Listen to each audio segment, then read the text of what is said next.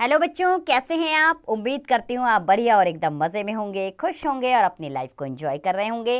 बिल्कुल जी, खुश रहिए, स्वस्थ रहिए, मस्त रहिए, इसी में ज़िंदगी का आनंद छुपा हुआ है। तो चलिए हम भी रहते हैं खुश और बढ़ते हैं अपने अध्याय की ओर। और मैं हूँ आपके साथ मंजू तिवारी। हम पढ़ेंगे अपना अध्याय जिसमें हम जानेंगे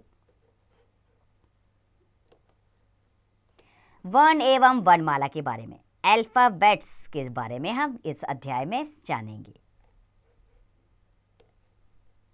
तो चलिए जान लेते हैं वर्ण यानी कि लेटर्स क्या हैं। जब हम बोलते हैं तो हमारे मुख से ध्वनियाँ निकलती हैं।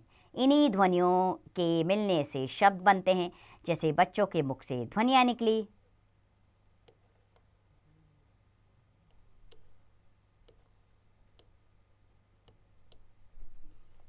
क्या ध्वनि निकली बच्चों? रेल चली, छुक छुक छुक छुक रेल चली। अब इसमें रेल र जमा ए जमा ल जमा अ वर्णों से मिलकर बना शब्द है। चली शब्द च जमा अ जमा ल जमा ई वर्णों से मिलकर बना शब्द है। और छुक छ जमा उ जमा क जमा अ जमा वर्णों से मिलकर बना शब्द है।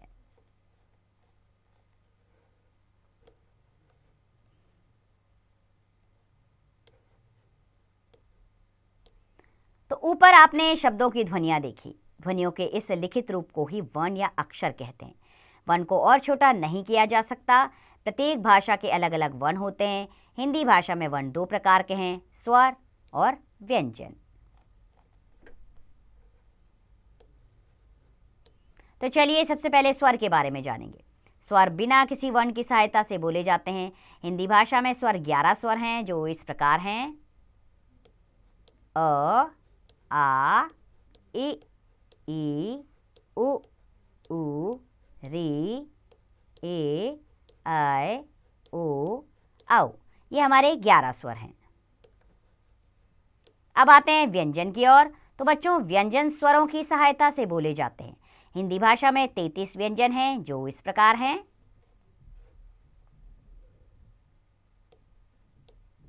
क, ख, ग, घ, ड, च, छ, ज, झ, ज, ट, ठ, ड और अण। ठ, ड, ड, त, थ, द, ध, न, प, फ, ब, भ, म। फिर आते हैं य, र, ल, व, श, श, स, ह, श, त्र, ज्ञ और श्र। ये हमारे व्यंजन हैं। ऊपर दिए गए वर्णों के अतिरिक्त हिंदी भाषा में कुछ अन्य वर्ण भी हैं। वो अन्य वर्ण हैं ड और ढ। ड ढ के नीचे बिंदु लगाकर बनते हैं ये, और हैं अयोगवा, अंग और अह।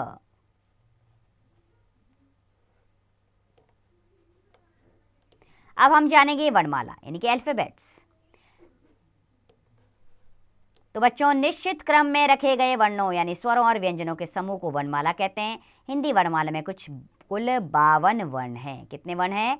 52 वर्ण। याद रखिएगा क्योंकि ये प्रश्न जरूर आता है।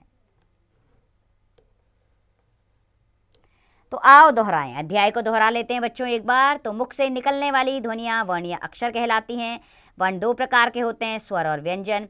स्वर बिना किसी वर्ण की सहायता से बोले जाते हैं। व्यंजन स्वरों की सहायता से बोले जाते हैं। स्वरों और व्यंजनों के समूह को वर्णमाला कहते हैं।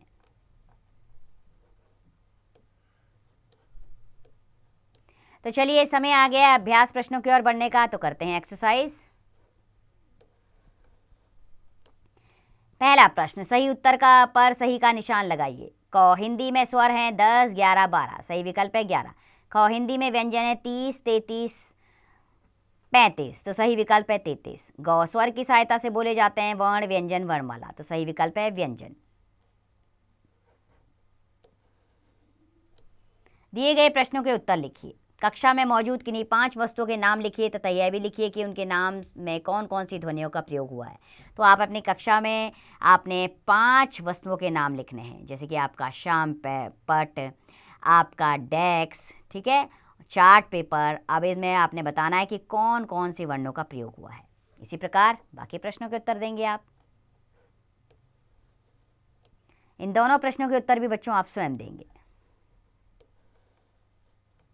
तीसरा प्रश्न, खाली स्थान भरिए। स्वर बिना किसी डैश की सहायता से बोले जाते हैं, बिना किसी स्वर की सहायता से बोले जाते हैं, या बिना किसी वर्ण की सहायता से बोले जाते हैं। तो इसमें आएगा बिना किसी वर्ण की सहायता से बोले जाते हैं।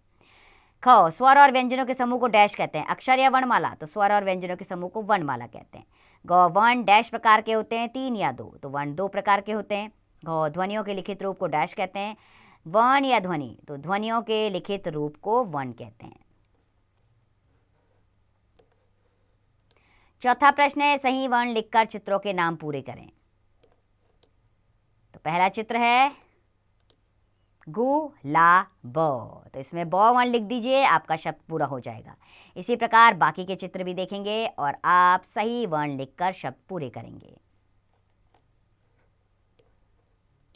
पांचवा प्रश्न, टोकरी में रखे स्वर और व्यंजन अलग कीजिए। स्वर जैसे कि ख, ख एक स्वर है तो आप स्वर में लिख देंगे। ऐसे ही प व्यंजन है तो आप व्यंजन में लिख देंगे। इसी प्रकार बाकी के स्वर और व्यंजन उनके सही जगह पर लिखिए। छठा प्रश्न, नीचे कुछ शब्द दिए जा रहे हैं, इनका शुद्ध उच्चारण कीजिए। जैसे कि क्षमा, ऐनक, कुटिया, फूल, बल्कि। अब आते हैं क्रियाकलाप पर। एक्टिविटी करनी है यहाँ पर आपको। अ से शुरू करके छूटे हुए वर्ण लिखकर माला पूरी कीजिए। ठीक है, अब अ, आ, छोटी ई, बड़ी ई, उ, इस तरह आपने इस वर्णमाला को पूर्ण करना है। इसमें स्वर और व्यंजन दोनों ही आएंगे, तो इसके लिए आपको स्वर और व्यंजन को कंठस्थ करना होगा। देख देख कर कब तक लिखेंगे, एक बार याद करिए और फिर बढ़िया आराम से लिखिए। जीवन भर याद रहेगा तो आपको काम आएगा। ठीक है, तो इन्हें कंठस्थ जरूर कीजिएगा। उम्मीद करती हूँ बच्चों आपने इस अध्याय को बहुत अच्छे से समझा होगा। इसी के साथ इसका अभ्यास जारी रखिएगा। साथ में खुश रहिए, स्वस्थ रहिए और मस्त रहिए।